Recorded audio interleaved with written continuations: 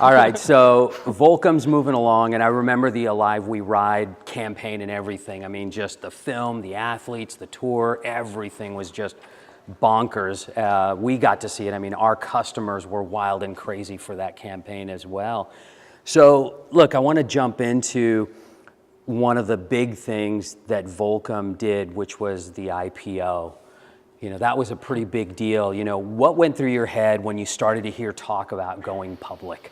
Because you guys were youth against establishment, and now you guys were kind of teetering on becoming the establishment. Totally.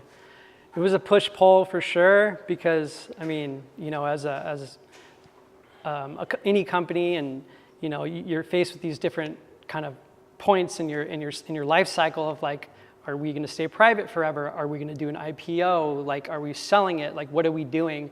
So, you know, Richard and his father and sort of a lot of the shareholders, it was kind of in their court at the end of the day of like, hey, let's create some shareholder value, and this is the time to do it. So for me, as marketing and being obviously a big part of the company, it was scary, you know, because obviously just what you said, youth against establishment and IPO, it's like more opposite than that. So yeah, but at the end of the day, I was on board. I was just like, hey, if this is what we're doing, like, let's do this. Let's roll up our sleeves and go, you know. And luckily, when we did go public, we actually did a pretty darn good job of preserving that slogan for a while. I mean, we went public in 2005. So, you know, and I left in 2010. So literally my job from 2005 to 2010 was just to, you know, try to manage that ship and keep it flowing to where on the consumer facing side, they don't really know what's going on internally as far as like, you know, it's publicly traded company on Wall Street and whatnot. And I mean, yeah, and everything changed, you know, the accounting side, like I felt so much for our CFO, because it's like all of a sudden the next day it's like hire 20 new people just to, you know, deal with SEC. Yeah. And it's a lot of pressure, and I felt it, and with the executive meetings and whatnot, you know, it's all about the bottom line. Now it's all about the money, like return, that's it, nothing else. So, but it was cool because, you know, Wooly had a lot of, he was very passionate and about keeping the core, you know, within those times.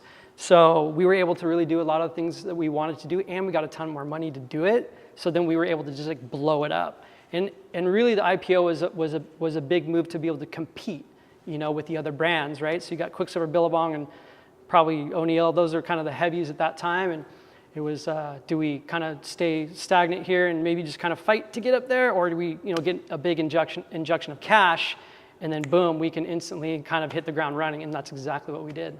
Yeah, I mean, it was definitely one of the most exciting IPOs to hit the action sports industry, and I think it caught some people by surprise. You know, I think Volcom was kind of like their personal favorite core little brand that they wanted to keep to themselves, but it was time to kind of take on these new opportunities. Were you nervous at all, you know, of what was going on? Because I mean, yeah, totally. I remember it was a big moment for me. It was so funny. So they do all these, you know, they do the road show, right, and all these different meetings, and they had a meeting with the underwriters of the deal, and it was, I don't even remember what the name of the underwriters were, but I was invited to go to this meeting, and I was totally late, and I like was surfing or something, and I was coming in, and I had super long hair at the time, and I walk into this room, and I swear it's like this like oval table of like 50 suits, and Wooly and Tucker and like whoever else at the head. And as I walk in, I'm just like, I felt like Spicoli with the bagel, just like walk in, just like that. Everybody's just like, you know, looking at me. And it was just right then and there, I was like, holy shit, everything's different from here on out. So yeah, I was totally nervous, you know, like especially as the person in charge of the, you know, the consumer facing side of the brand. It's different when you're on the finance or, you know, I mean, design and sales definitely feel it, but on the marketing side, I think that's kind of the biggest pressure in my opinion. Yeah, you probably see and feel things first before the sales guys do. Yeah. You know, because the retailers are just like, great, you know, more POP, more marketing dollars and all that stuff. Yeah, well, the kids are the first one to be like, oh, you're a sellout, like, I'm over it, you know, and for us, before the IPO, like, we were leaders, you know, and then all the leaders were following Volcom, so it's like, we definitely lost some people, no question, But we did a pretty good job actually. So I feel pretty proud about that. Yeah, good, good.